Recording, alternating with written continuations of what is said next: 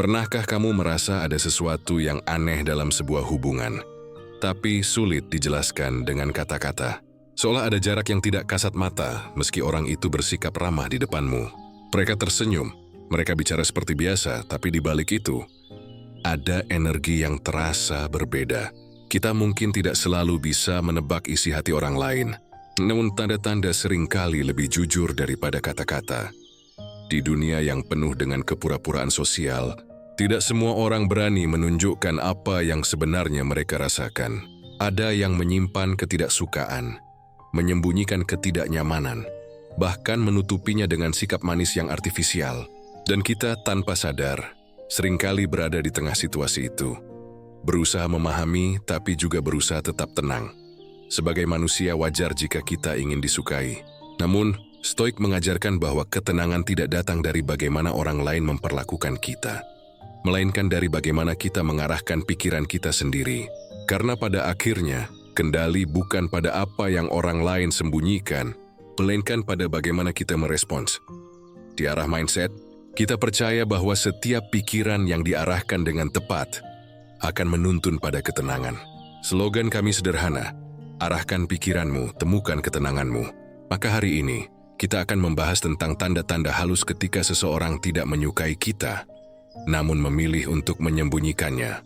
Bukan untuk menambah kecurigaan, tapi agar kita bisa lebih jernih, lebih sadar, dan lebih bijak menghadapi dinamika hubungan manusia. Pernahkah kamu berada dalam sebuah ruangan, lalu seseorang menyapamu dengan senyum, tapi entah kenapa senyum itu tidak membuatmu merasa hangat? Senyumnya ada, bibirnya tertarik, bahkan mungkin giginya terlihat.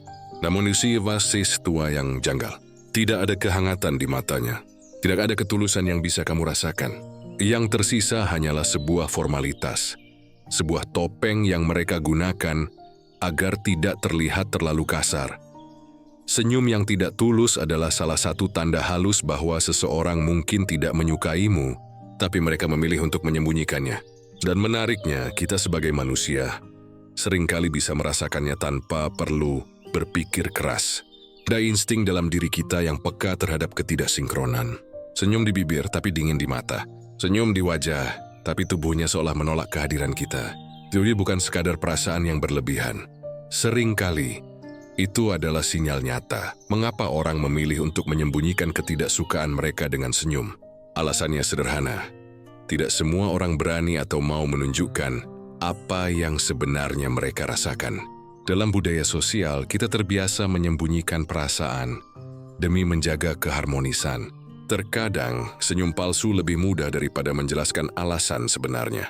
Dan disitulah letak kontradiksi manusia. Kita belajar menutupinya dengan topeng yang manis, padahal hati kita sedang menolak. Bagi sebagian orang, senyum palsu hanyalah strategi bertahan. Mereka tidak ingin konflik, tidak ingin terlihat kasar, atau mungkin mereka tidak punya energi untuk jujur. Jadi mereka tersenyum, sekadar agar percakapan bisa selesai lebih cepat, atau agar mereka tidak dianggap bermusuhan. Tapi di balik itu kita bisa merasakan, ada jarak yang sengaja dipasang. Ada tembok yang tidak terlihat tapi tebal. Lalu bagaimana kita menyikapinya? Disinilah filosofi Stoik berbicara. Stoik mengingatkan kita bahwa hal-hal di luar kendali kita, seperti sikap orang lain, perasaan orang lain, bahkan senyum orang lain, bukanlah sesuatu yang harus kita jadikan beban. Kita tidak bisa mengatur apakah seseorang akan menyukai kita atau tidak.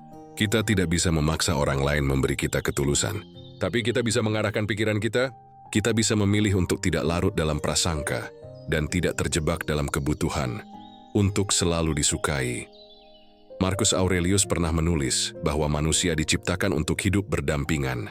Namun, tidak semua yang hidup bersama kita akan selalu ramah atau jujur.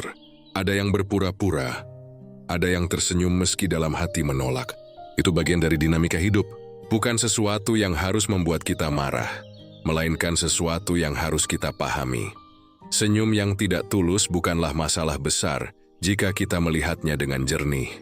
Ia hanyalah tanda bahwa orang lain punya perasaan tertentu, dan mereka memilih untuk tidak menampilkannya secara terbuka. Itu bukan cermin harga dirimu. Itu bukan bukti bahwa ada yang salah denganmu. Itu hanya refleksi dari apa yang mereka simpan di dalam hati. Terlalu banyak orang yang terjebak dalam kebutuhan untuk disukai semua orang. Mereka gelisah ketika merasakan senyum palsu. Terdiri mulai bertanya-tanya, apakah aku melakukan kesalahan? Apakah main aku kurang baik? Apakah lagi salah bicara? Padahal bisa jadi jawabannya sederhana. Itu bukan tentang kamu. Itu tentang mereka. Tentang apa yang ada di hati mereka. Tentang keterbatasan mereka dalam bersikap. Atau bahkan tentang masalah pribadi yang tidak ada hubungannya denganmu. Jika kita mampu melihat hal ini dengan sudut pandang stoik, kita akan lebih tenang. Kita belajar membiarkan orang lain tetap dengan topengnya, tanpa perlu ikut terseret. Kita tidak perlu memaksa mereka membuka diri. Dan kita tidak perlu mengubah diri hanya untuk mendapatkan ketulusan mereka. Kita cukup hadir dengan diri yang apa adanya, dan tetap menjaga integritas kita sendiri. Senyum yang tidak tulus, jika kita terima dengan bijak, bisa menjadi pengingat bahwa tidak semua seorang akan sejalan dengan kita, bahwa di dunia ini, kita akan selalu bertemu dengan orang-orang yang tidak suka, tidak cocok, atau bahkan tidak setuju dengan kita. Dan itu normal. Dunia tidak diciptakan untuk memastikan semua orang menyukai kita. Dunia hanya memberikan kita kesempatan untuk melatih ketenangan, bahkan di tengah kepalsuan. Lihatlah betapa ironisnya. Senyum palsu bisa jadi membuat kita tidak nyaman. Tapi pada saat yang sama, ia bisa menjadi guru. Ia mengajarkan kita untuk membedakan mana yang tulus dan mana yang sekadar formalitas. Riri mengajarkan kita untuk tidak mudah terkecoh oleh permukaan, tapi tetap tenang menghadapi kedalaman. Ia mengajarkan kita untuk tetap berdiri di atas pijakan diri, tanpa goyah hanya karena ekspresi orang lain. Pada akhirnya, senyum yang tidak tulus hanyalah bagian kecil dari realitas manusia. Tidak perlu kita besarkan, tidak perlu kita lawan dengan kebencian. Cukup kita pahami, kita terima, dan kita jadikan cermin untuk diri kita sendiri. Jangan sampai kita terjebak menjadi orang yang sama, tersenyum tanpa hati, menyapa tanpa ketulusan. Jika kita sadar betapa tidak enaknya menerima senyum palsu, maka biarlah kita berkomitmen untuk tidak memberikannya kepada orang lain. Hidup akan lebih ringan jika kita tidak sibuk membaca wajah orang lain, tetapi sibuk menjaga kejernihan hati kita sendiri. Senyum yang tulus selalu datang dari ketenangan batin. Dan ketenangan itu tidak akan kita temukan dari luar. Dia hanya bisa lahir ketika kita benar-benar mengarahkan pikiran kita pada hal-hal yang bisa kita kendalikan. Jadi, ketika kamu bertemu dengan senyum yang tidak tulus, jangan terguncang. Jangan terjebak dalam keraguan atau kecurigaan yang tidak perlu. Anggaplah itu sebagai bagian dari perjalanan, sebagai pengingat bahwa dunia ini penuh topeng. Tapi kamu selalu punya pilihan untuk tetap jujur dengan dirimu sendiri. Dan ingatlah, di arah mindset kita percaya pada satu hal sederhana. Arahkan pikiranmu, temukan ketenanganmu. Karena pada akhirnya, bukan senyum orang lain yang menentukan ketenanganmu, melainkan bagaimana kamu memilih untuk meresponsnya. Pernahkah kamu merasa sedang berbicara dengan seseorang, tapi meski kata-katanya terdengar ramah, tubuhnya justru berkata lain? Bibirnya menjawab, suaranya terdengar sopan, namun bahasa tubuhnya seperti menarik diri. Ia bersandar sedikit menjauh, kakinya tidak menghadap ke arahmu. Atau tangannya menyilang seakan membuat pagar tak terlihat. Semua itu adalah tanda-tanda halus bahwa ada jarak yang sedang mereka ciptakan. Bahasa tubuh seringkali lebih jujur daripada kata-kata. Kata-kata bisa direkayasa, senyum bisa dipaksakan, tapi tubuh hampir selalu membocorkan apa yang sebenarnya dirasakan seseorang. Dan ketika seseorang tidak menyukaimu tapi berusaha menyembunyikannya, bahasa tubuh yang menjaga jarak menjadi salah satu isyarat paling kuat yang bisa kita tangkap. Manusia adalah makhluk sosial. Kita terbiasa untuk mendekat pada orang yang kita sukai. Kita condong ke arah mereka, membuka postur tubuh kita, bahkan tanpa sadar ingin lebih lama berada di sekitar mereka. Sebaliknya, saat ketidaksukaan hadir, tubuh seakan mengaktifkan mekanisme bertahan, menjauh, menutup, atau menciptakan batas yang samar namun terasa. Dan seringkali kita tidak perlu menjadi ahli komunikasi nonverbal untuk menyadarinya. Rasa itu muncul begitu saja, seperti hawa dingin yang mengisi ruangan. Mengapa orang menjaga jarak dengan bahasa tubuhnya, tapi tetap berusaha ramah dengan kata-katanya? Lagi-lagi jawabannya sederhana. Manusia tidak selalu ingin terlihat buruk. Ada norma sosial yang membuat kita menutupi ketidaksukaan agar tidak menimbulkan masalah. Kita tidak ingin dianggap kasar, tidak ingin konflik terbuka. Jadi tubuh menarik diri sementara kata-kata mencoba tetap hangat. Tapi ada hal penting yang harus kita sadari di sini. Bahasa tubuh yang menjaga jarak bukan berarti kita harus buru-buru menilai bahwa orang itu membenci kita. Bisa jadi mereka sedang lelah, bisa jadi pikiran mereka sedang penuh. Bisa jadi mereka tidak nyaman, bukan karena kita, melainkan karena situasi yang sedang mereka hadapi. Karena itu, kuncinya bukan hanya membaca tanda, tapi juga menjaga pikiran tetap jernih, agar tidak terjebak dalam prasangka. Stoik mengajarkan, jangan cepat bereaksi terhadap sesuatu yang belum tentu kebenarannya. Jangan terburu-buru menyimpulkan, hanya karena seseorang menyilangkan tangan atau memalingkan wajah. Biarkan tanda itu lewat sebagai informasi, bukan vonis. Karena ketenangan tidak lahir dari mencari tahu apa yang ada di hati orang lain, melainkan dari bagaimana kita mengarahkan hati kita sendiri. Bayangkan jika setiap bahasa tubuh orang lain selalu kita tafsirkan negatif. Hidup kita akan dipenuhi kecurigaan. Kita akan sibuk menebak-nebak. Apakah dia tidak suka aku? Apakah aku salah bicara? Apakah aku membuatnya terganggu? Pikiran seperti itu justru menguras energi. Padahal Stoik mengingatkan bahwa pikiran kita bisa diarahkan untuk hal-hal yang lebih bermanfaat. Bahasa tubuh yang menjaga jarak memang bisa menjadi tanda bahwa seseorang tidak menyukai kita. Tapi mari kita lihat dengan mata yang lebih luas. Tanda itu hanyalah sinyal kecil dalam interaksi manusia. Ini bukan vonis akhir tentang siapa diri kita. Ia bukan ukuran nilai kita. Itu hanyalah refleksi dari bagaimana orang lain memilih bersikap, entah karena alasan pribadi, entah karena keterbatasan mereka. Jika kita bisa melihatnya dengan tenang, bahasa tubuh yang menjaga jarak justru bisa menjadi latihan bagi jiwa kita. Latihan untuk tidak selalu haus akan penerimaan. Latihan untuk menerima kenyataan bahwa tidak semua orang akan merasa nyaman dengan kita. Latihan untuk menghargai ruang orang lain, tanpa harus merasa ditolak.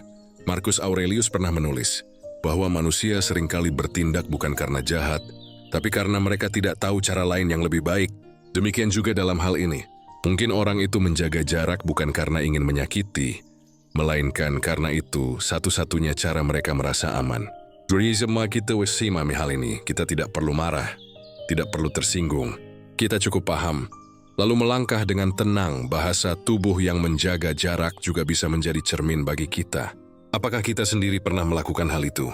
Menarik diri diam-diam dari orang yang kita tidak sukai, sambil tetap berpura-pura ramah. Jika iya, maka kita bisa belajar dari pengalaman itu. Betapa tidak nyamannya hidup dengan topeng.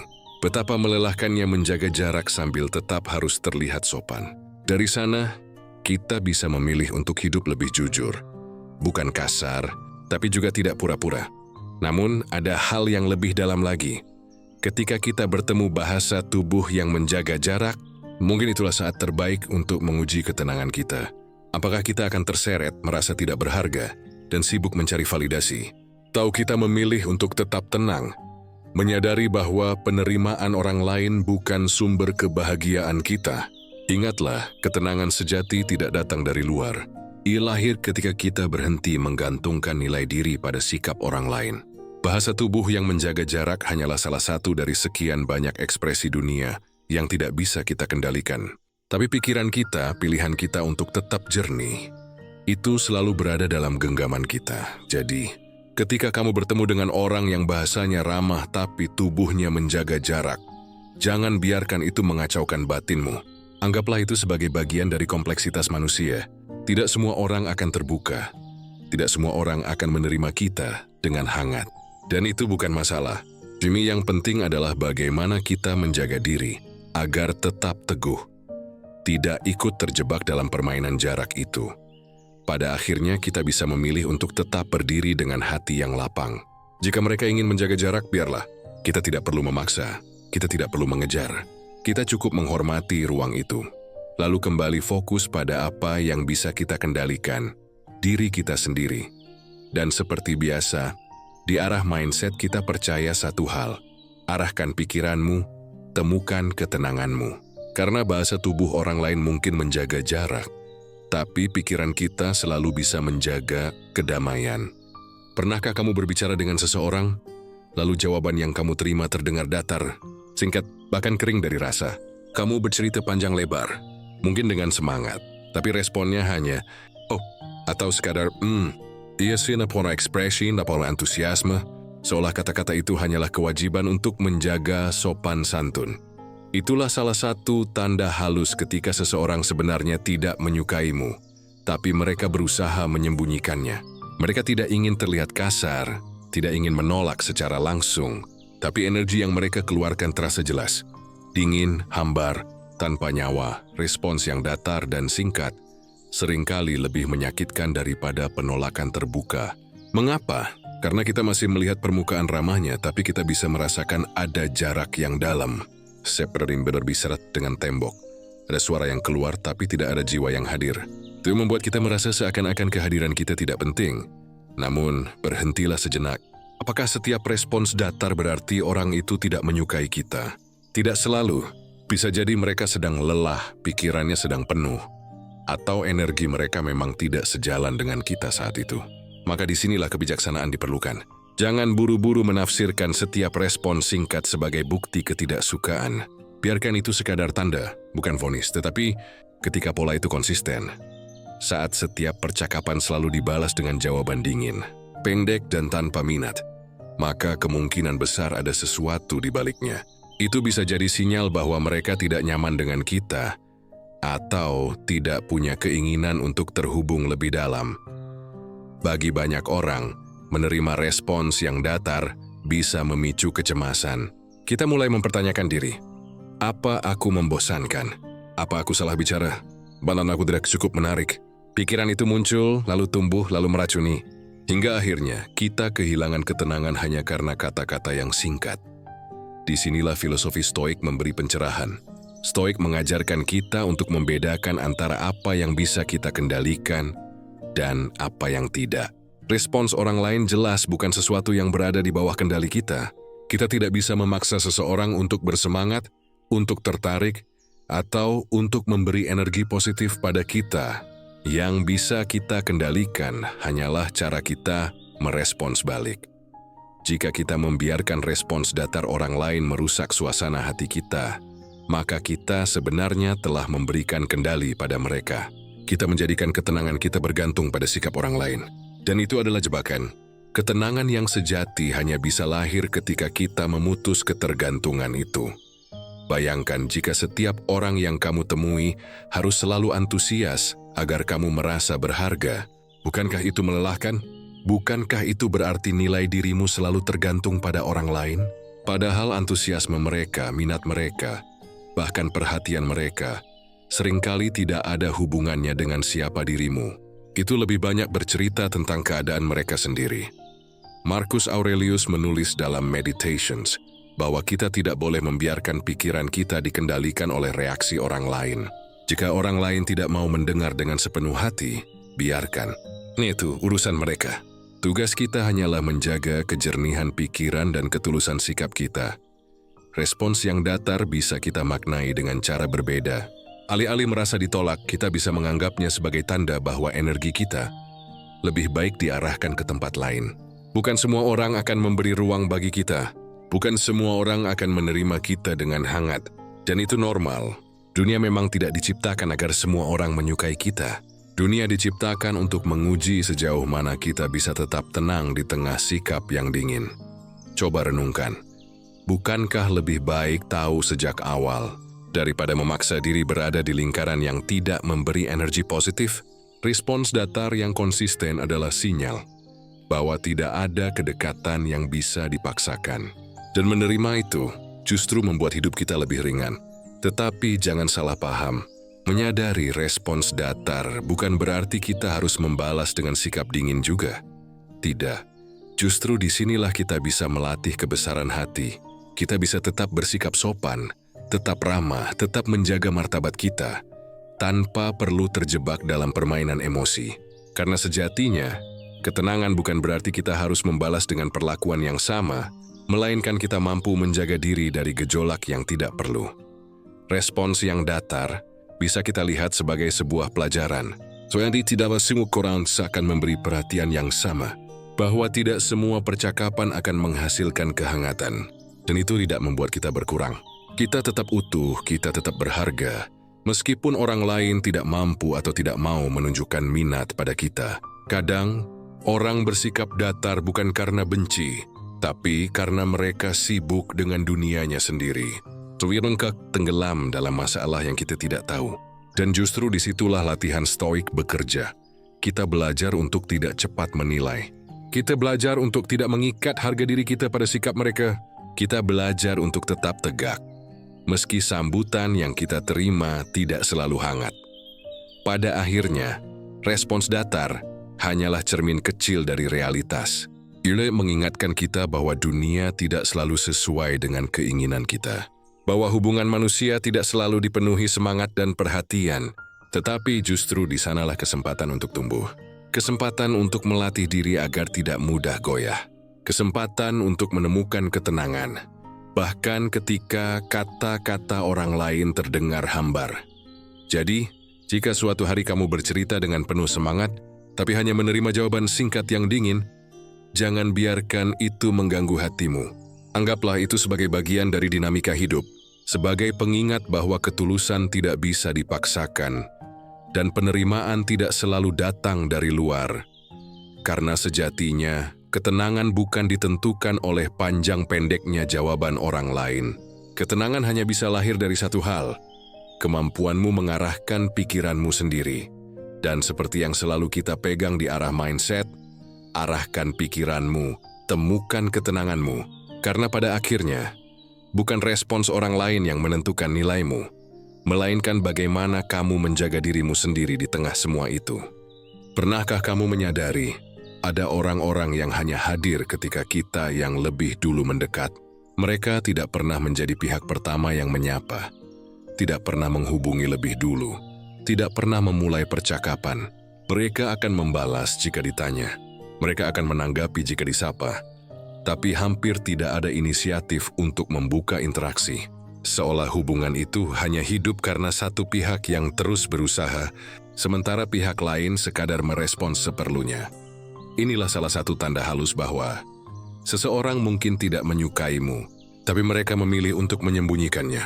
Mereka tidak ingin menolak terang-terangan, tidak ingin terlihat kasar dengan diam sama sekali, namun juga tidak memberi sinyal ketertarikan yang tulus. Jadi mereka berdiri di tengah, tidak menolak tapi juga tidak mengundang. Bagi sebagian orang, kondisi ini bisa terasa menyakitkan. Kita mulai bertanya-tanya dalam hati, mengapa selalu aku yang memulai? Apakah aku terlalu memaksa? Apakah mereka sebenarnya tidak peduli? Pertanyaan-pertanyaan itu bisa menguras batin. Apalagi jika kita adalah orang yang terbiasa menjaga hubungan dengan penuh energi. Ketika usaha itu tidak dibalas dengan inisiatif yang sama, kita merasa hubungan itu timpang. Namun mari kita lihat dengan jernih. Tidak semua orang yang jarang memulai interaksi berarti tidak menyukai kita. Ada orang yang memang pendiam, ada yang introvert, ada pula yang tidak terbiasa mengambil langkah pertama. Tapi ketika pola ini konsisten dan hanya terjadi pada kita, sementara kepada orang lain mereka lebih terbuka, lebih aktif, lebih bersemangat, maka tanda itu semakin jelas.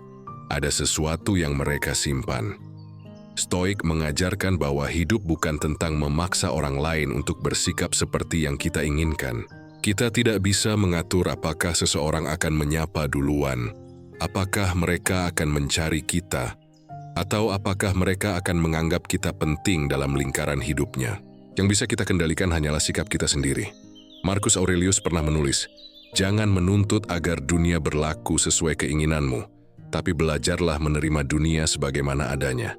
Dan dalam konteks ini, dunia yang kita hadapi adalah manusia dengan segala keunikannya. Ada yang hangat, ada yang dingin, ada yang ramah, ada yang menjaga jarak, ada yang tulus memulai interaksi. Ada pula yang hanya hadir ketika kita lebih dulu mengetuk. Kita seringkali terjebak dalam ilusi bahwa hubungan yang baik harus selalu seimbang. Padahal kenyataannya, tidak semua hubungan berjalan dengan timbal balik yang sempurna. Ada orang yang hanya datang ketika butuh. Ada orang yang hanya menanggapi, tanpa pernah benar-benar berinisiatif. Dan tugas kita bukanlah memaksa mereka berubah, melainkan belajar melihat kenyataan itu dengan kepala dingin. Sikap tidak pernah memulai interaksi bisa menjadi pelajaran berharga. Ia mengingatkan kita bahwa tidak semua orang pantas kita kejar. Tidak semua orang layak kita berikan energi dan waktu berulang kali. Jika kita terus-menerus menjadi pihak yang aktif, sementara mereka tetap pasif, mungkin sudah saatnya kita bertanya pada diri sendiri, untuk apa? Jadi pegasi energi kita tidak lebih baik diarahkan ke tempat lain, kepada orang-orang yang benar-benar menghargai kehadiran kita. Stoik tidak pernah melarang kita membangun hubungan. Justru sebaliknya, Stoik mengajarkan pentingnya hidup berdampingan. Namun Stoik juga mengingatkan, jangan menjadikan penerimaan orang lain sebagai sumber kebahagiaan, karena jika demikian, kita akan selalu merasa kosong setiap kali orang lain tidak membalas dengan cara yang kita harapkan. Tidak pernah memulai interaksi bukan hanya tanda, tapi juga cermin. Cermin bahwa kita mungkin terlalu bergantung pada validasi luar. Cermin bahwa kita mungkin menaruh terlalu banyak energi pada orang yang tidak sejalan dengan kita. Dan cermin bahwa kita masih perlu melatih diri untuk membedakan mana hubungan yang sehat dan mana yang hanya menguras jiwa. Bayangkan jika sepanjang hidup kita terus memaksa membuka pintu, sementara orang di baliknya bahkan tidak berniat keluar menyambut kita. Bukankah itu melelahkan? Bukankah itu membuat kita kehilangan waktu yang seharusnya bisa digunakan untuk bertumbuh? Ketenangan sejati hadir ketika kita berani melepaskan kebutuhan untuk selalu disukai. Berikan saja jika ada orang yang tidak pernah memulai interaksi. Itu hak mereka. Kita tidak bisa mengontrolnya. Yang bisa kita kontrol hanyalah pilihan kita. Apakah kita ingin terus memaksa membuka pintu yang tertutup rapat, atau yang kita memilih berjalan ke pintu lain yang benar-benar menyambut dengan hangat? Jangan salah, ada perbedaan antara sabar dan memaksakan diri. Sabar berarti kita tetap ramah tanpa menuntut balasan. Tapi memaksakan diri berarti kita terus mengorbankan energi, meski tahu bahwa respon yang kita terima selalu dingin. Stoik mengajarkan keseimbangan. Tetap bersikap baik, tapi juga tetap menjaga martabat dan batas diri. Maka, ketika kamu menyadari ada orang yang tidak pernah memulai interaksi denganmu, jangan buru-buru sakit hati. Jangan pula langsung marah. Lihatlah dengan mata yang jernih. Anggap itu sebagai tanda bahwa hubungan ini tidak layak kamu kejar terlalu jauh. Hargai dirimu sendiri dengan cara tidak memaksa hadir di tempat yang tidak membutuhkanmu. Pada akhirnya, hidup bukan tentang seberapa banyak orang yang menyapa kita lebih dulu. Hidup adalah tentang seberapa kuat kita menjaga ketenangan. Bahkan ketika kita tidak selalu mendapat sambutan yang hangat. Hidup adalah tentang kemampuan memilih lingkaran yang sehat, yang benar-benar memberi energi positif, bukan sekadar membalas seadanya. Jadi, biarkan mereka yang tidak pernah memulai interaksi tetap dengan sikapnya. Jangan jadikan itu beban. Jangan jadikan itu ukuran harga dirimu. Karena sejatinya, nilai dirimu tidak pernah bergantung pada siapa yang menyapa lebih dulu, melainkan pada bagaimana kamu memperlakukan dirimu sendiri. Dan di arah mindset, kita selalu kembali pada prinsip yang sama. Arahkan pikiranmu, temukan ketenanganmu. Sebab bukan pada siapa yang memulai interaksi ketenangan itu ditemukan, melainkan pada keputusanmu untuk tidak menggantungkan hatimu pada sikap orang lain. Pernahkah kamu bercerita sesuatu dengan penuh semangat, lalu lawan bicaramu tiba-tiba mengalihkan topik? Kamu baru saja berbagi pengalaman yang menurutmu penting, tapi respon yang kamu terima bukanlah pertanyaan yang mendalam atau komentar yang penuh perhatian, melainkan pergantian arah pembicaraan yang begitu cepat. Kamu mungkin sedang menceritakan pencapaianmu, lalu mereka menimpali dengan cerita tentang dirinya sendiri. Atau kamu sedang mengungkapkan perasaan, lalu mereka tiba-tiba menyinggung hal yang sama sekali tidak berkaitan. Mengalihkan topik bisa jadi salah satu tanda halus bahwa seseorang tidak terlalu menyukaimu. Setidaknya tak ingin terlibat lebih dalam denganmu. Mereka memilih cara yang sopan untuk menjaga jarak, tanpa harus berkata terang-terangan, "Aku tidak peduli." Alih-alih menolak, Piris menyingkir dari percakapan dengan cara memindahkan arah pembicaraan.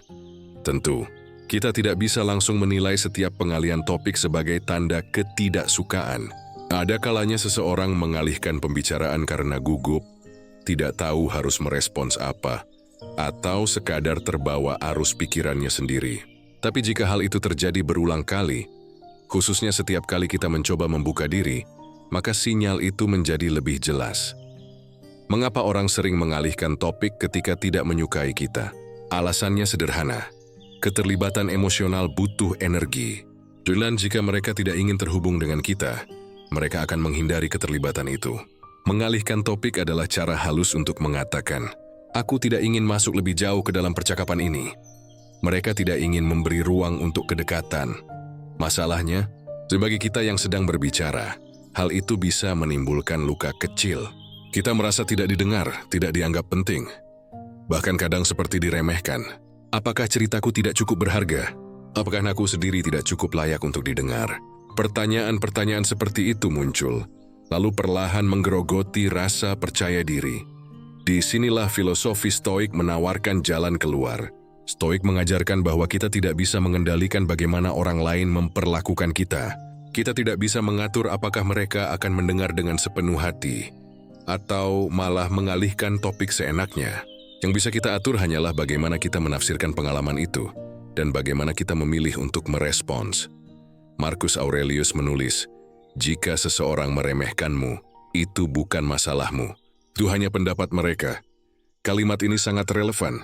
Ketika seseorang sering mengalihkan topik saat kita berbicara, itu lebih banyak bercerita tentang mereka, bukan tentang kita. Itu adalah cermin dari ketidakmauan mereka untuk hadir, bukan bukti bahwa kita tidak layak didengar. Bayangkan jika setiap pengalihan topik kita jadikan luka. Bukankah hidup kita akan penuh kekecewaan? Karena kenyataannya tidak semua orang akan siap mendengar kita. Tidak semua orang akan memberi perhatian penuh. Dan itu bukan kegagalan kita. Itu adalah kenyataan hidup. Lalu bagaimana seharusnya kita bersikap? Ada dua hal penting. Pertama, jangan memaksa. Jika mereka ingin mengalihkan topik, biarkan saja. Jangan habiskan energi untuk menarik mereka kembali ke jalur pembicaraan. Kita bisa menyadari, mereka memang tidak ingin terlibat. Itu cukup. Tidak perlu diperjuangkan lebih jauh. Kedua, jangan jadikan itu ukuran harga diri. Hanya karena seseorang tidak mau mendengarkan, bukan berarti cerita kita tidak berharga. Bukan berarti kita tidak layak dihargai. Kita tetap punya nilai, terlepas dari siapa yang bersedia atau tidak bersedia mendengar kita. Mengalihkan topik juga bisa kita jadikan pelajaran. Pelajaran untuk tidak melakukan hal yang sama pada orang lain. Jika kita tahu betapa tidak nyamannya merasa diabaikan, maka biarlah kita berkomitmen untuk menjadi pendengar yang lebih tulus.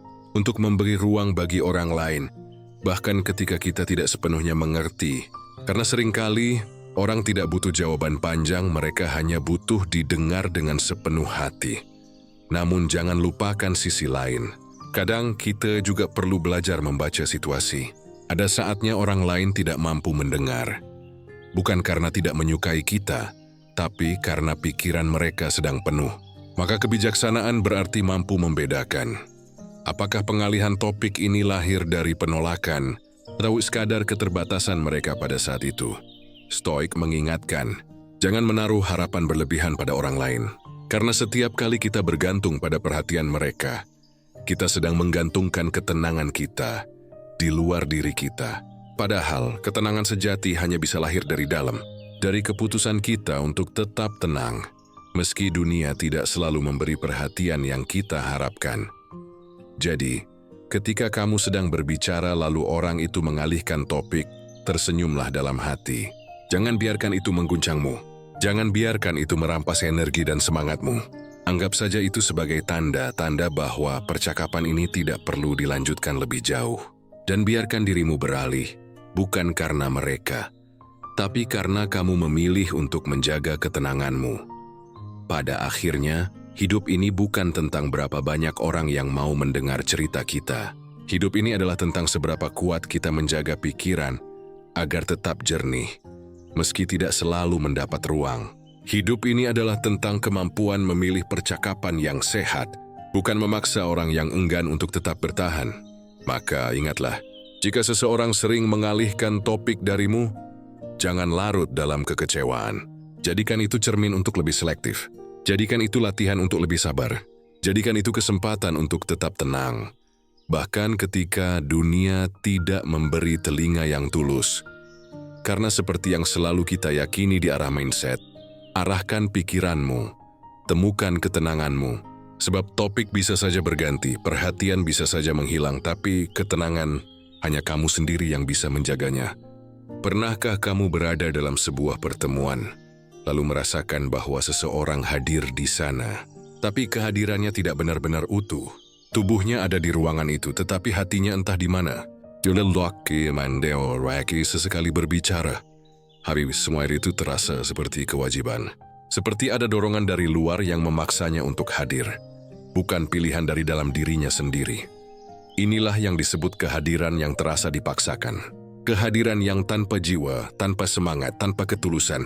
Kehadiran semu yang seringkali menjadi tanda bahwa seseorang sebenarnya tidak menyukaimu. Namun mereka memilih menyembunyikan hal itu dengan tetap berada di dekatmu. Jika kita cukup peka, kita bisa merasakannya. Mereka mungkin tersenyum, tapi senyumnya hambar. Mereka mungkin mendengar, tapi tatapannya kosong.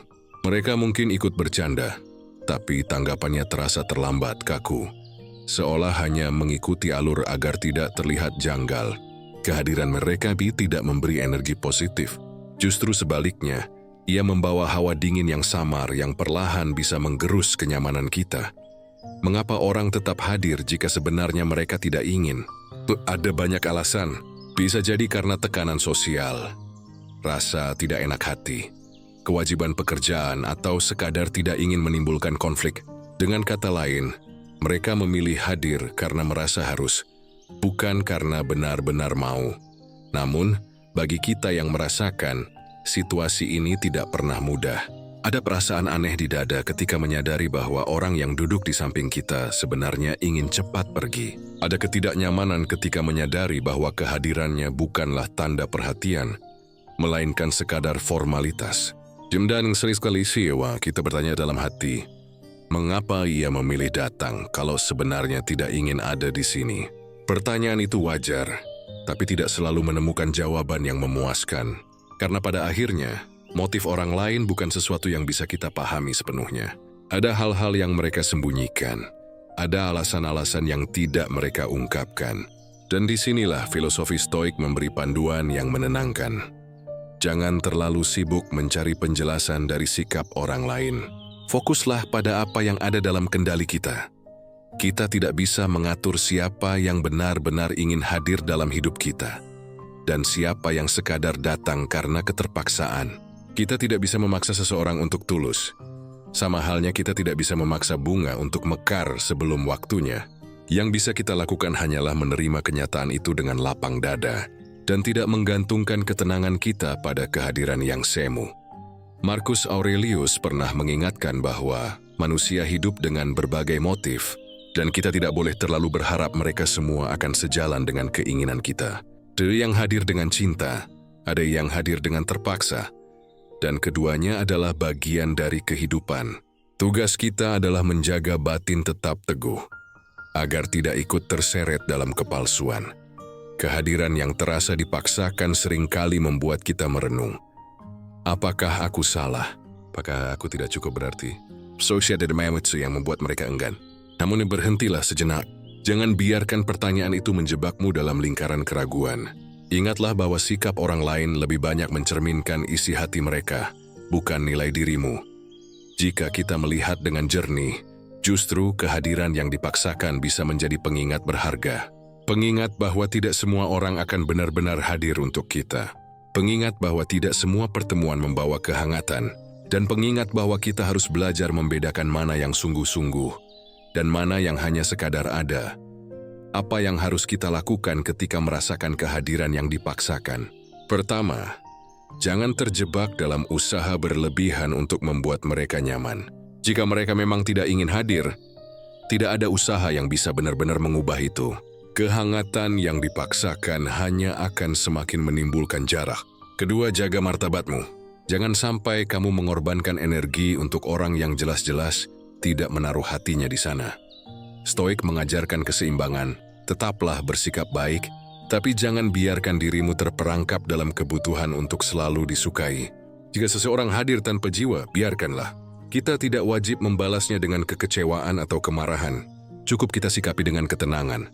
Lalu arahkan energi kita ke tempat yang lebih layak. Kehadiran yang dipaksakan juga bisa menjadi cermin untuk diri kita.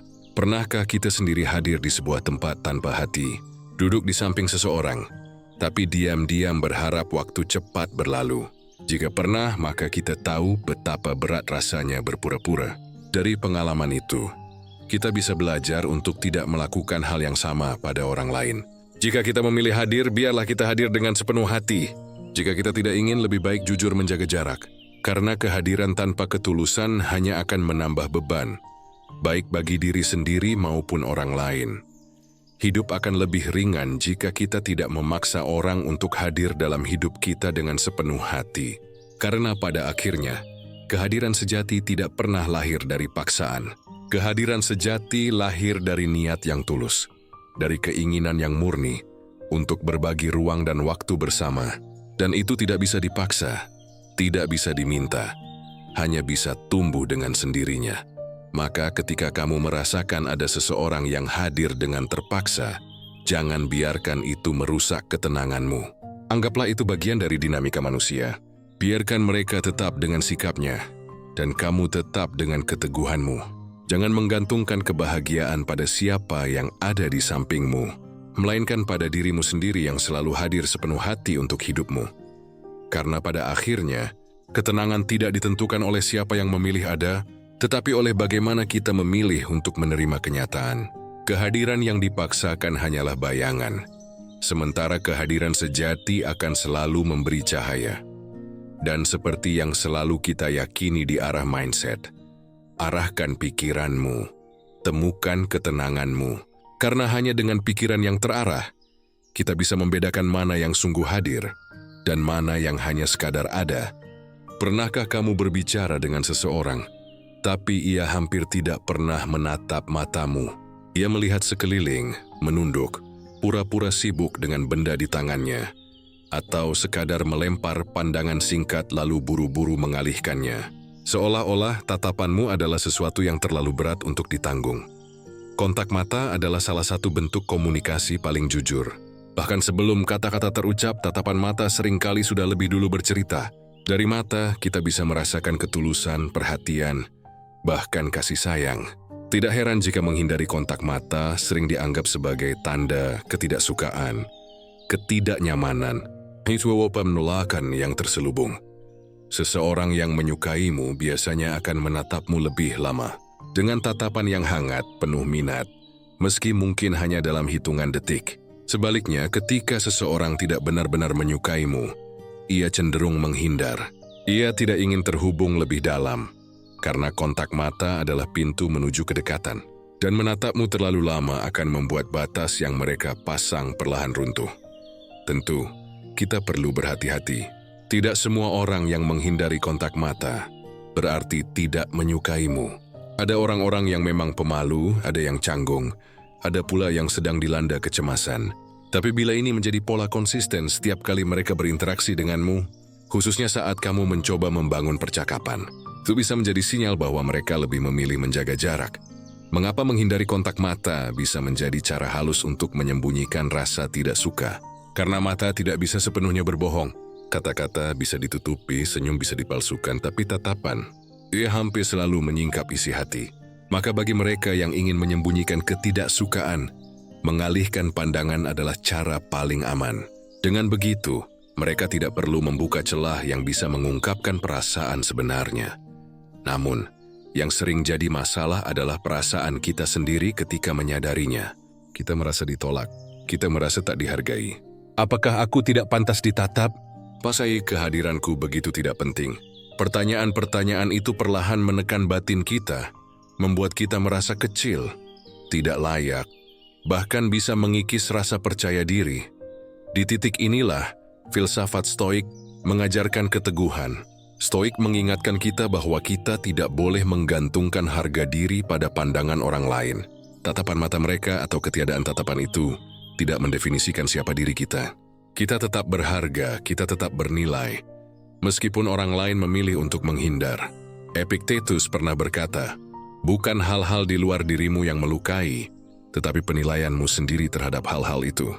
Begitu pula dengan tatapan, yang benar-benar melukai kita bukanlah mata yang berpaling, melainkan makna yang kita lekatkan pada sikap itu. Jika kita menafsirkannya sebagai penolakan, kita akan merasa sakit. Tapi jika kita melihatnya sebagai pilihan orang lain yang berada di luar kendali kita, maka kita bisa tetap tenang. Menghindari kontak mata juga bisa menjadi pengingat bahwa tidak semua orang siap atau mau membangun kedekatan dengan kita. Dan itu bukan sesuatu yang harus dipaksakan. Kadang kita terlalu ingin diterima, terlalu ingin diakui, sampai lupa bahwa tidak semua orang ditakdirkan untuk membuka diri pada kita. Jadi kalanya jarak justru lebih sehat. Jadi bagaimana kita seharusnya bersikap? Pertama, jangan memaksa. Jangan mengejar tatapan orang yang memang tidak ingin menatapmu. Biarkan mereka dengan pilihannya. Kedua, jangan jadikan itu luka pribadi. Ingatlah, mereka tidak menatapmu bukan berarti kamu tidak pantas ditatap. Itu hanya berarti mereka memilih untuk tidak terhubung lebih dalam. Ketiga, arahkan kembali perhatianmu ke mereka yang memang mau hadir dengan sepenuh hati. Ada orang-orang yang menatapmu dengan penuh penghargaan. Ada yang mendengar dengan ketulusan. Ada yang memberi perhatian tanpa diminta. Tur energi bahwa kita lebih berharga untuk mereka, bukan untuk orang yang memilih berpaling. Dan keempat, jadikan ini sebagai cermin untuk diri sendiri. Pernahkah kita menghindari kontak mata dengan seseorang? Bukan karena malu, tapi karena memang tidak nyaman dengan keberadaannya. Jika iya, kita tahu betul bagaimana sikap itu bisa melukai. Dari pengalaman itu, biarlah kita belajar untuk lebih sadar. Jika kita harus menjaga jarak, lakukanlah dengan cara yang tetap menghormati, bukan dengan membuat orang lain merasa tak berharga. Hidup bukanlah tentang membuat semua orang menatap kita dengan penuh perhatian. Hidup adalah tentang bagaimana kita menatap diri sendiri dengan penuh penerimaan. Jika kita sudah mampu menatap batin kita dengan jujur, maka tatapan orang lain, apakah mereka menatap lama, sekilas, atau bahkan menghindar, tidak lagi mengguncang ketenangan kita. Ingatlah, kontak mata memang bisa membuka jalan kedekatan, tapi ketenangan tidak boleh bergantung pada kedekatan yang dipaksakan. Ada orang yang akan selalu menunduk ketika berhadapan denganmu, dan itu bukan tugasmu untuk mengubahnya. Tugasmu hanyalah menjaga agar pikiranmu tidak larut dalam luka, tidak runtuh hanya karena pandangan yang berpaling. Karena pada akhirnya, yang terpenting bukanlah siapa yang berani menatap matamu, melainkan apakah kamu berani menatap hidupmu sendiri dengan penuh kejujuran dan keteguhan. Dan seperti yang selalu kita yakini di arah mindset, arahkan pikiranmu, temukan ketenanganmu. Sebab mata orang lain bisa berpaling, tapi jika pikiranmu terarah, ketenanganmu akan tetap tinggal. Pernahkah kamu bercerita dengan penuh semangat tentang pencapaianmu, sesuatu yang kamu perjuangkan dengan susah payah? Namun orang yang mendengarnya hanya merespons datar, tidak ada senyum bangga, tidak ada ucapan selamat. Bahkan kadang hanya gumaman singkat yang cepat berganti dengan topik lain, seolah-olah apa yang kamu lakukan tidak berarti apa-apa. Jarangnya dukungan atau apresiasi seringkali menjadi tanda halus bahwa seseorang tidak benar-benar menyukaimu, atau setidaknya tidak ingin memberi ruang untuk keberhasilanmu. Mereka mungkin tetap ada di sekitarmu, tapi enggan memberikan pengakuan. Bahkan ketika pencapaianmu jelas terlihat, mereka lebih memilih diam, atau malah meremehkan dengan komentar ringan yang menusuk. Mengapa hal ini bisa terjadi? Ada banyak alasan. Bisa jadi mereka merasa tersaingi, bisa jadi mereka memang tidak peduli, atau memang sejak awal mereka tidak menaruh simpati padamu. Apresiasi itu membutuhkan hati yang tulus, dan jika hati itu sudah dipenuhi dengan jarak atau ketidaknyamanan, maka ucapan sederhana seperti selamat pun menjadi terasa berat bagi mereka. Masalahnya, sebagai manusia, kita punya kebutuhan alami untuk dihargai. Contoh, kita ingin didengar ketika berjuang, dan kita ingin dirayakan ketika berhasil. Itu bukan tanda kelemahan, melainkan bagian dari fitrah kita sebagai makhluk sosial. Maka ketika apresiasi itu tidak kita dapatkan, seringkali ada luka yang muncul. Kita merasa tidak cukup berarti. Kita mulai bertanya-tanya, apakah aku benar-benar pantas? Tahu, sebenarnya usahaku tidak seberapa. Disinilah letak bahayanya. Jarangnya apresiasi dari orang lain bisa perlahan mengikis kepercayaan diri kita jika kita membiarkan pikiran larut dalam tafsir negatif. Stoik mengingatkan, jangan menggantungkan kebahagiaan pada hal-hal yang berada di luar kendali. Dukungan dan apresiasi orang lain adalah contoh paling jelas dari hal-hal yang berada di luar kendali kita. Kita bisa bekerja keras, kita bisa berbuat baik, tapi kita tidak bisa memaksa orang lain untuk menghargai itu semua. Jika kita mengaitkan rasa berharga hanya pada seberapa banyak pujian atau dukungan yang kita terima, maka kita sedang menyerahkan kendali hidup kita pada tangan orang lain. Marcus Aurelius menulis, jika kamu mencari pujian dari orang lain, kamu sedang menjadikan dirimu budak bagi mereka. Kata-kata ini tajam, sekaligus melegakan, karena ia mengingatkan kita bahwa harga diri tidak boleh bergantung pada tepuk tangan. Kita tetap berharga, bahkan ketika dunia memilih untuk diam. Jarangnya dukungan juga bisa menjadi pengingat bahwa kita perlu belajar menemukan kekuatan dari dalam diri sendiri. Ketika orang lain memilih bungkam, kita masih bisa menyemangati diri kita sendiri. Kita masih bisa menghargai setiap langkah yang sudah kita tempuh. Karena pada akhirnya, orang yang paling tahu betapa berat perjuangan kita adalah diri kita sendiri, bukan orang lain. Bayangkan jika setiap kali kita berhasil melakukan sesuatu, kita hanya merasa berharga ketika ada orang yang memberi selamat. Betapa rapuh hidup kita. Karena pada kenyataannya tidak semua orang akan mendukung.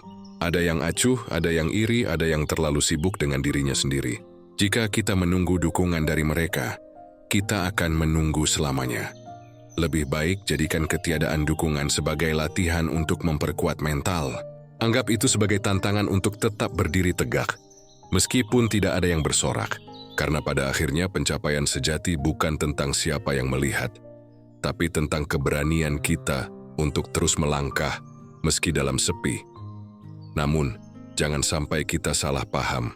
Jarangnya apresiasi bukan berarti kita harus membalas dengan sikap dingin atau penuh curiga.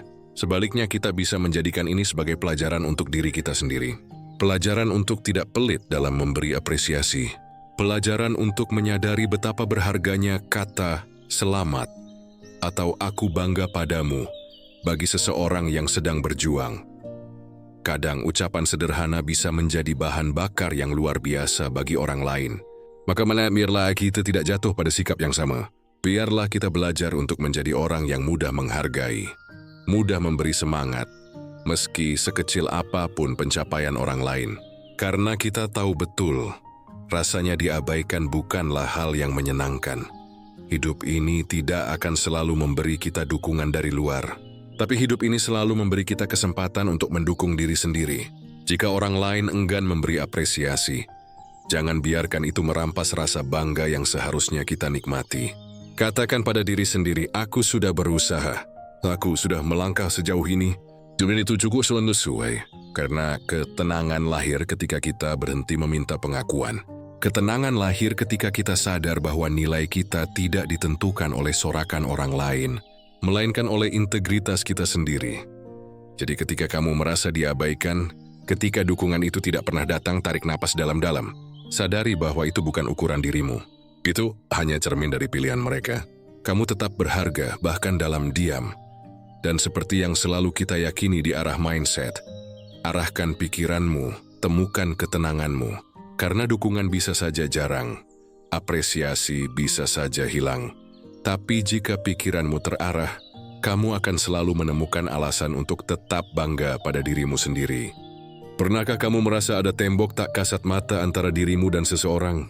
Bukan tembok yang terlihat, melainkan jarak yang terasa. Kamu mencoba mendekat, mencoba mengenal lebih dalam. Tapi selalu saja ada batas yang tidak bisa ditembus. Mereka bisa berbicara denganmu, bisa bercanda, bahkan bisa menghabiskan waktu bersamamu. Namun ketika kamu mencoba masuk ke ruang pribadi mereka, pintunya selalu terkunci. Inilah yang disebut membatasi ruang kedekatan. Sebuah tanda halus bahwa seseorang sebenarnya tidak ingin terlalu dekat denganmu. Mereka tetap ada, tapi hanya sampai pada jarak tertentu. Lebih jauh dari itu, mereka menarik diri. Membatasi ruang kedekatan bisa terlihat dalam banyak bentuk. Misalnya, mereka jarang berbagi cerita pribadi. Mereka tidak pernah mengundangmu masuk ke lingkaran terdekatnya. Mereka menolak ketika kamu mencoba ikut dalam momen penting hidupnya, atau mereka hanya menempatkanmu pada posisi yang sekadar kenalan, meski kalian sudah lama berinteraksi. Semua itu adalah cara halus untuk mengatakan, cukup sampai di sini, jangan lebih dalam. Alasan orang membatasi kedekatan bisa beragam. Bisa karena memang mereka tidak nyaman denganmu. Bisa juga karena ada rasa tidak suka yang sengaja mereka sembunyikan, atau mungkin mereka sudah memiliki lingkaran kepercayaan sendiri dan tidak ingin menambah orang lain di dalamnya. Itu apapun alasannya, hasil akhirnya tetap sama. Mereka tidak membiarkanmu masuk lebih jauh. Masalahnya kita sering kali menafsirkan hal ini sebagai penolakan personal. Kita merasa tidak cukup baik, tidak cukup menarik, atau tidak cukup layak untuk diterima. Kita mulai bertanya, mengapa aku selalu dijaga jaraknya? Apa yang salah denganku? Pertanyaan-pertanyaan ini bisa menjadi racun bagi ketenangan kita jika dibiarkan berlarut-larut. Disinilah filsafat Stoik memberi keteguhan. Stoik mengingatkan bahwa kita tidak punya kendali atas siapa yang mau membuka pintu kedekatan dan siapa yang memilih menutupnya. Kita hanya bisa mengendalikan diri sendiri, pikiran kita, sikap kita, dan cara kita merespons. Jika seseorang membatasi ruang kedekatan, itu bukan refleksi dari nilai diri kita, melainkan refleksi dari pilihan mereka. Epictetus berkata, jangan berharap segala sesuatu terjadi sesuai keinginanmu. Harapkanlah mereka terjadi sebagaimana mestinya. Dengan begitu hidupmu akan tenang. Begitu pula dengan kedekatan. Jangan berharap semua orang akan membuka hati untukmu. Ada yang memilih menerima, ada yang memilih menjaga jarak, dan semua itu adalah bagian alami dari kehidupan. Yang perlu kita sadari adalah, kedekatan sejati tidak pernah bisa dipaksa. Kamu bisa berusaha sekuat tenaga, tapi jika orang lain sudah memutuskan untuk menarik garis batas, usahamu hanya akan membuatmu lelah, bahkan mungkin menimbulkan luka baru. Lebih baik belajar mengenali sinyal itu sejak awal, agar kamu tahu kapan harus melangkah mundur. Membatasi ruang kedekatan juga bisa menjadi tanda bahwa seseorang sebenarnya tidak ingin terikat emosional denganmu. Mereka mungkin bisa berbagi ruang, tapi tidak mau berbagi hati. Mereka bisa tersenyum, tapi tidak mau berbagi rahasia. Mereka bisa hadir, tapi tidak pernah sepenuhnya ada. Lalu bagaimana kita sebaiknya bersikap? Pertama, jangan memaksa masuk ke ruang yang memang tidak untukmu. Biarkan orang lain menyimpan batasnya. Kedua, jangan mengambilnya terlalu pribadi. Ingat, keputusan mereka tidak selalu tentang dirimu. Bisa saja itu tentang pengalaman masa lalu mereka, atau tentang kenyamanan yang tidak ingin mereka kompromikan. Ketiga, fokuslah pada hubungan yang memang terbuka untukmu. Jangan habiskan energi mengejar pintu yang terkunci, sementara ada pintu lain yang terbuka, lebar. Kehidupan ini terlalu singkat untuk terus mengetuk dinding yang tidak akan pernah runtuh. Dan yang paling penting, jangan pernah merasa nilai dirimu berkurang hanya karena seseorang tidak ingin terlalu dekat denganmu. Nilai dirimu tidak ditentukan oleh seberapa banyak orang yang membiarkanmu masuk ke dalam hidupnya. Nilai dirimu ditentukan oleh bagaimana kamu menjalani hidupmu dengan integritas, dengan ketenangan, dengan pikiran yang terarah. Bayangkan jika kita bisa menerima kenyataan ini dengan lapang dada. Tidak ada lagi kekecewaan berlebih. Tidak ada lagi luka yang sia-sia. Kita akan lebih ringan melangkah, karena kita tahu, kedekatan sejati bukanlah sesuatu yang bisa diminta. Juriwan selang sini dari orang-orang yang memang memilih untuk benar-benar hadir. Maka, saat kamu merasa ada jarak yang sengaja dijaga, jangan biarkan hatimu terguncang. Anggaplah itu tanda bahwa tidak semua orang ditakdirkan untuk menjadi bagian dari ruang pribadimu. Dan kamu pun tidak harus menjadi bagian dari ruang pribadi mereka. Itu bukan kegagalan, itu hanya realitas. Karena hidup ini bukan tentang berapa banyak pintu yang terbuka untukmu, melainkan tentang bagaimana kamu tetap tenang meski ada pintu yang tertutup rapat.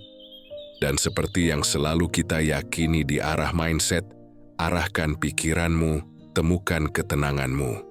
Sebab, kedekatan bisa dibatasi, pintu bisa ditutup, tapi pikiran yang terarah akan selalu membawamu pada ruang batin yang penuh ketenangan. Pernahkah kamu berada di dekat seseorang yang tidak mengatakan hal buruk secara langsung, tidak menunjukkan kebencian secara terang-terangan, tapi entah mengapa keberadaannya membuatmu merasa lelah. Tidak ada kata kasar, tidak ada konflik terbuka. Namun atmosfer yang mereka bawa selalu terasa berat. Seperti ada kabut tipis yang menyelimuti suasana setiap kali mereka hadir. Inilah yang disebut energi negatif yang halus. Yang tidak tampak jelas, tidak selalu mudah ditunjuk dengan jari, tapi bisa dirasakan dengan hati. Orang seperti ini tidak berteriak, tapi getarannya membuat kita resah. Mereka tidak menolak, tapi auranya membuat kita enggan berlama-lama. Energi negatif yang halus bisa hadir dalam bentuk sikap dingin, komentar samar yang melemahkan, tatapan yang penuh penilaian, atau bahkan hanya dengan diam yang menekan.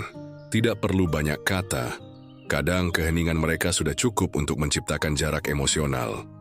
Mengapa orang bisa membawa energi semacam ini? Ada banyak kemungkinan. Bisa karena mereka menyimpan rasa tidak suka, tapi tidak ingin menunjukkannya secara terang. Bisa juga karena iri, atau karena ada sesuatu dalam diri kita yang memicu ketidaknyamanan mereka. Apapun alasannya, hasil akhirnya sama. Kita merasa tertekan setiap kali berada di dekat mereka. Yang lebih sulit adalah ketika energi negatif itu tidak mudah dijelaskan. Coba bayangkan kamu mengatakan pada orang lain, "Aku merasa dia tidak suka padaku." Tapi ketika ditanya apa buktinya, kamu hanya bisa menjawab, "Aku tidak tahu, tapi aku bisa merasakannya." Sulit membuktikan, tapi nyata terasa. Masalahnya, jika kita tidak hati-hati, energi negatif yang halus ini bisa menggerus ketenangan kita perlahan-lahan. Kita mulai merasa cemas, merasa tidak cukup, atau bahkan merasa bersalah tanpa alasan yang jelas. Kita pun bisa terjebak dalam lingkaran pertanyaan, apa salahku? Mengapa suasana selalu berubah setiap kali ia ada? Disinilah filsafat Stoik memberi pijakan. Stoik mengingatkan bahwa apa yang dibawa orang lain adalah urusan mereka, bukan urusan kita. Kita tidak bisa mengatur aura atau energi orang lain. Yang bisa kita atur hanyalah bagaimana kita merespons, bagaimana kita menjaga agar pikiran kita tetap jernih meski atmosfer di sekitar kita keruh. Marcus Aurelius menulis, jika kamu terganggu oleh sesuatu dari luar, ketidaknyamanan itu bukan disebabkan oleh hal itu sendiri, tetapi oleh penilaianmu terhadapnya. Kata-kata ini mengingatkan kita bahwa sebenarnya kita punya kekuatan untuk tidak larut. Energi negatif orang lain hanya bisa masuk jika kita membuka pintu dalam diri kita. Jika kita memilih untuk menutup pintu itu dengan keteguhan batin, maka getaran mereka tidak akan menguasai kita. Tentu, bukan berarti kita harus menolak perasaan kita sendiri. Wajar merasa tidak nyaman, wajar merasa tertekan, tapi setelah menyadarinya, jangan biarkan rasa itu berlarut-larut. Jangan biarkan suasana yang dibawa orang lain menentukan kualitas hidup kita. Apa yang bisa kita lakukan? Pertama, latih kesadaran. Ketika kamu mulai merasa tidak nyaman, sadari bahwa itu adalah sinyal dari tubuh dan pikiranmu. Katakan pada dirimu, oh ini hanya energi mereka, bukan milikku. Dengan kesadaran kamu bisa memisahkan mana yang berasal dari luar, dari mensiangis menjadi tanggung jawab dalam dirimu. Kedua, jangan mencoba mengubah mereka. Energi negatif seringkali lahir dari konflik dalam diri mereka sendiri. Itu adalah beban yang mereka bawa, bukan beban yang harus kamu pikul. Jangan buang tenaga untuk memperbaiki suasana hati mereka, karena itu bukan tanggung jawabmu. Ketiga, jaga jarak sehat jika memungkinkan. Demi kehadiran mereka terlalu sering menguras energi. Tidak salah untuk membatasi interaksi. Menjaga jarak bukan tanda kebencian, melainkan bentuk perlindungan diri. Sama seperti kita tidak akan duduk lama di dekat api yang mengeluarkan asap beracun, kita pun berhak menjaga jarak dari aura yang merusak ketenangan. Keempat, isi dirimu dengan energi yang berlawanan. Hadirkan ketenangan, keikhlasan, dan pikiran positif dalam dirimu. Dengan begitu, energi negatif yang halus tidak akan mudah menembus. Ingat, suasana batinmu lebih kuat daripada atmosfer luar jika kamu memilih untuk menjaganya. Dan yang terakhir, jangan lupa untuk bercermin. Kadang kita pun bisa tanpa sadar membawa energi negatif bagi orang lain.